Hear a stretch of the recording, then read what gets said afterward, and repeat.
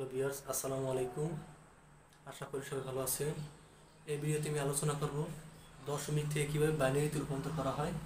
এর আগের ভিডিওতে আমি দেখাইছি সংখ্যা পদ্ধতি কী, কত প্রকার ও আর কী কী। এই ভিডিওতে দেখাবো আমি দশমিক থেকে কীভাবে বাইনারিতে রূপান্তর করা হয়। তো আমি একটা দশমিক সংখ্যা লিখি, 30 লিখলাম। এটা 10 দিছি কেন? আমরা জানি দশমিকের বেস 10। এটা দশমিক বুঝলাম কীভাবে? এখানে বেস দেওয়া আছে 10, এই জন্য বুঝলাম এটা দশমিকে আছে। করবো কিন্তু বাইনারিতে করবো, এই জন্য বাইনারি বেস করছে 2। এখন এই সংখ্যাটাকে কি করবো? এই 2 দ্বারা ভাগ করতে হবে। মানে এই দশমিক থেকে যদি বাইনারিতে নেওয়া হয় তাহলে বাইনারি বেস দ্বারা ভাগ করতে হবে। আবার দশমিক থেকে যদি অক্টালে নেওয়া হয় তাহলে অক্টালের বেস দ্বারা ভাগ করতে হবে। Octal base 8, hexadecimal base 16, binary base 2। আমি বেস কি তা আমি গত ভিডিওতে ভালো করে বুঝিয়ে দেওয়ার চেষ্টা করছি। তো এখন আমি এটা দশমিক থেকে বাইনারিতে কনভার্ট করি। 30 ভাগ এই 2 সমান সমান 30-এর ভিতরে 2 কয়বার যায়? 15 বার। 15 তে বলে 30, অবশিষ্ট কিছু থাকে না, 0 একটা দাগ দিয়া অবশিষ্ট সংখ্যার এপাশে লিখতে হবে। 15 তে বলে 30, 30 থেকে 30 গেলে কত থাকে? 0। আবার এই 15 আবার এপাশে আনবো, ভাগ 2। 15-এর ভিতরে 2 কয়বার যায়? 7 বার। 7 দুগুণে 14, অবশিষ্ট কত? 1। 8 দুগুণে 16 হয়, তাহলে 15 থেকে বেশি হয়েছে, এই জন্য 7 বার নিচ্ছি। 7 দুগুণে 14, অবশিষ্ট 1 থাকে। আবার এই 7 এই পাশে আনবো, ভাগ 2। 7-এর ভিতরে 2 কয়বার যায়? 7-এর ভিতরে 2 যায় 3 বার। 3 দুগুণে 6, অবশিষ্ট কত থাকে? 1। 7 থেকে 6 গেলে 1 থাকে। আবার 3 এবার এই পাশে আনি, 3 ভাগ 2। 3-এর ভিতরে 2 কয়বার যায়? 1 বার, অবশিষ্ট কত থাকে? 1। 2 1 কে 2, 3 থেকে 2 গেলে 1 থাকে, এই জন্য এই পাশে 1 লিখছি। 1 আবার এই পাশে আনি,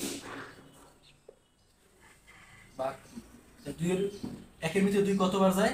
1 বারও না, কারণ 2 বড় 1 ছোট। বড় সংখ্যা দিয়া ছোট সংখ্যা ভাগ করা যাবে না, এর জন্য ভাগ এই পাশের সংখ্যা এই পাশেই হবে। আমরা ভাগ পাবো কতক্ষণ? যতক্ষণ পর্যন্ত ভাগফল 0 না হবে। এই দেখে ভাগফল 0 হয়ে গেছে, এই জন্য আর পারবো না। এটা কি হবে? এমএসবি আকারে। এমএসবি মানে হচ্ছে মোস্ট সিগনিফিকেন্ট বিট। এমএসবি পূর্ণ মোস্ট সিগনিফিকেন্ট বিট, মানে নিচ থেকে উপরে, অর্থাৎ অ্যানসার হবে কি নিচ থেকে উপরে। 4টা হন 0। তাহলে এই জায়গায় কি হবে? 4টা হন 0। এটা গেছে পূর্ণ সংখ্যা ক্ষেত্রে। এটা দশমিক অর্থাৎ ভগ্নাংশ আকারেও আসে। তা এটা হচ্ছে পূর্ণ সংখ্যা। ভগ্নাংশ হইলে কি করবো আমরা? পূর্ণ সংখ্যাকে 2 দ্বারা ভাগ করবো, আর ভগ্নাংশ থাকলে 2 দ্বারা গুণ করবো। তো আমি এবার আসি ভগ্নাংশের ক্ষেত্রে। ভগ্নাংশ কেমন আসে?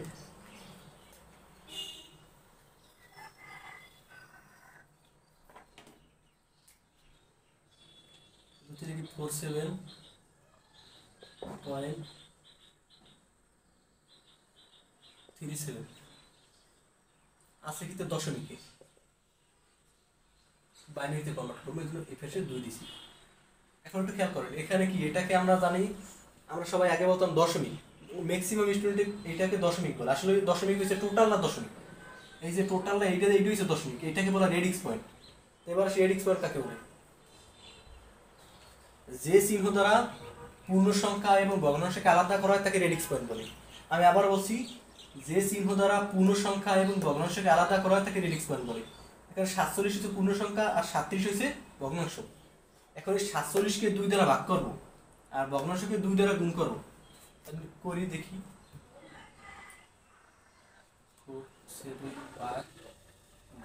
47-এর ভিতরে 2 কতবার যায়? 23 বার।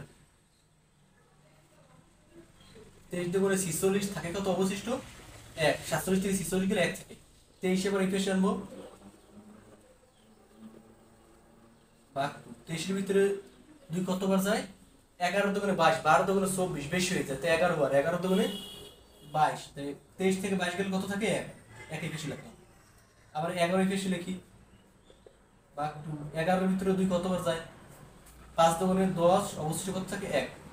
5 আবার ইকুয়েশন আনি, ভাগ 2। 5-এর ভিতরে 2 কয়বার যায়? 2 বার। 2 দুগুণে 4, অবশিষ্ট কত থাকে? 1। আবার 2 ইকুয়েশন আনি, ভাগ 2। 2 এর ভিতরে 2 একবার যায়, অবশিষ্ট কিছু থাকে না, দেখি 0। 2 1 কে 2, তাই 2 থেকে 2 গেলে কত থাকে? 0। 1 আবার ইকুয়েশন আনি, ভাগ 2, 1 হইছে ছোট 2 হইছে বড়, তাই বড় সংখ্যা দিয়া ছোট সংখ্যার ভাগ করা যাবে না, এই জন্য ভাগ করলে করে কি হবে 0, আর এই সংখ্যাটা এই পাশে যাবে। এই গেছে পূর্ণ সংখ্যার ক্ষেত্রে মাঝখানে একটা দাগ দিব না, এই পাশে আরেকটা দাগ দেব, দাগ দিয়া এই ভগ্নাংশটা লিখবো পয়েন্ট প্রিন্সিপাল এইভাবে একটা দাগ দিব, সরি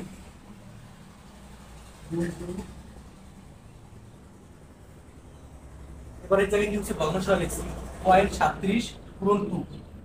এখন কি করব 2 দ্বারা গুণ করি, 7 গুণে 14, 14 4 হাতে আছে 1, 3 গুণে 6, 6 আর 1 7, দশমিকে দশমিক, হাতে কিছু নাই দেখে 0 পেশে দিবি। আবার পূরণ দেব 2,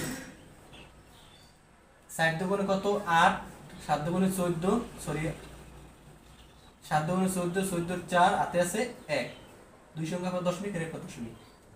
আবার পূরণ দেব 2 দ্বারা, কত হয় 8 দুগুণে 16, 16 6 হাতে আছে 1, 4 দুগুণে 8, 8 আর 1 9, হাতে কিছু নাই দেখে 0। উপর লিখবে এলএসবি, নিচে লিখবে এমএসবি। এলএসবি মানে লাস্ট সিগনিফিকেন্ট বিট, আর এমএসবি মানে মোস্ট সিগনিফিকেন্ট বিট। তাই এটা লিখবো পূর্ণ সংখ্যার ক্ষেত্রে লিখবো নিচ থেকে উপরে, আর ভগ্নাংশের ক্ষেত্রে লিখবো উপর থেকে নিচে। অর্থাৎ অ্যান্সার হবে কি 1 0, 4টা 1, পয়েন্টের পয়েন্ট 0 1 0 0 1 0, মানে উপর থেকে নিচে। আমাদের এখানে দেখা যায় কি কিছু সংখ্যা রয়ে গেছে, গুণফল রয়ে গেছে, এই জন্য আমরা কি করবো কয়েকটা ডট ডট দিয়ে দেবো, দিয়ে লিখে বেস দিয়ে দেবো, বাইনারি বেস তো 2 দিয়ে দিলাম। আশা করি বুঝতে পারছেন। তবে আবারও বলি পূর্ণ সংখ্যারে কি করব 2 দ্বারা ভাগ করব, আর ভগ্নাংশরে কি করব 2 দ্বারা গুণ করব। পূর্ণ সংখ্যার ক্ষেত্রে হবে নিচ থেকে উপরে, আর ভগ্নাংশের ক্ষেত্রে হবে কি উপর থেকে নিচে।